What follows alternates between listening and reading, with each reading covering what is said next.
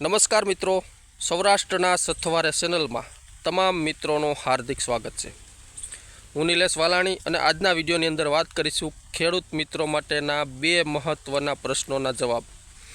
જેમાંથી પહેલો પ્રશ્ન છે કે ઉનાળા દરમિયાન કેવું વાતાવરણ રહેશે, તેમજ ઉનાળુ પિયતના પાક સમયે માવઠારૂપી વરસાદ જોવા મળશે કે કેમ, અને બીજો એ વાવણી લાયક વરસાદ કયા નક્ષત્રની અંદર જોવા મળશે। તો આ બંને પ્રશ્નોના જવાબ આ વિડીયો દ્વારા તમારી સમક્ષ આપવાનો પ્રયત્ન કરીશ। તો વિડીયોને અંત સુધી જોજો અને વિડીયો પસંદ આવે તો વિડીયોને લાઈક કરી દેજો, તેમજ તમારા અન્ય ગ્રુપમાં આ વિડીયોને શેર કરજો, જેથી કરીને બીજા ખેડૂત ભાઈઓ સુધી પણ આ માહિતી પહોંચી રહે। અને હજી સુધી તમે મારી ચેનલને સબસ્ક્રાઈબ કરેલી ન હોય તો ચેનલને સબસ્ક્રાઈબ કરી લેજો। તો મિત્રો, આજે ઘણા સમય પછી તમારી સમક્ષ રજૂ થયો છું। આજે અવાજ પણ થોડોક બેસી ગયો છે, તબિયત પણ બરાબર નથી, છતાં પણ ઘણા ખેડૂત મિત્રોના ફોન કોલ અને SMS આવતા હતા કે ઉનાળાની અને વાવણીના વરસાદની માહિતી આપો। તો આજે એ માહિતી લઈને તમારી સમક્ષ રજૂ થયો છું। તો વાત કરીએ આ વર્ષે ઉનાળાનું વાતાવરણ કેવું રહેશે। તો મિત્રો, આ વર્ષનો ઉનાળો ખૂબ જ અનિશ્ચિતતા ભરેલું વાતાવરણ રહેશે અને વારંવાર વાતાવરણમાં પલટો પણ જોવા મળશે અને આ વર્ષે તાપમાન પણ ઘણું ઊંચું જોવા મળશે।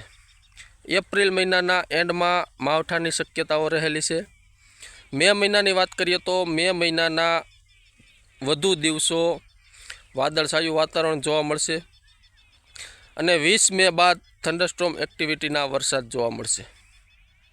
અને હવે વાત કરીએ વાવણી લાયક વરસાદ કયા નક્ષત્રમાં જોવા મળશે, તેમજ કયા જિલ્લામાં પ્રથમ વાવણી જોવા મળશે તેની। તો આ વર્ષે વનસ્પતિના ફળફૂલ તેમજ બીજા અન્ય પરિબળો પરથી એવું તારણ જોવા મળે છે કે આ વર્ષે પૂર્વ દિશામાંથી વાવણી લાયક વરસાદની શરૂઆત થાય, એટલે કે અમરેલી જિલ્લામાંથી પ્રથમ વાવણીનો વરસાદ જોવા મળે અને 2 થી 6 જૂનની અંદર પ્રી મોન્સૂન એક્ટિવિટી જોવા મળે।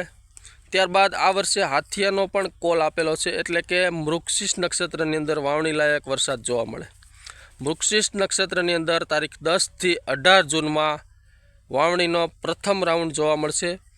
ત્યારબાદ 21 થી 24 તારીખમાં પણ વાવણી લાયક વરસાદ જોવા મળશે અને ત્યારબાદ 27 થી 30 જૂનમાં પણ વાવણી લાયક વરસાદ જોવા મળશે।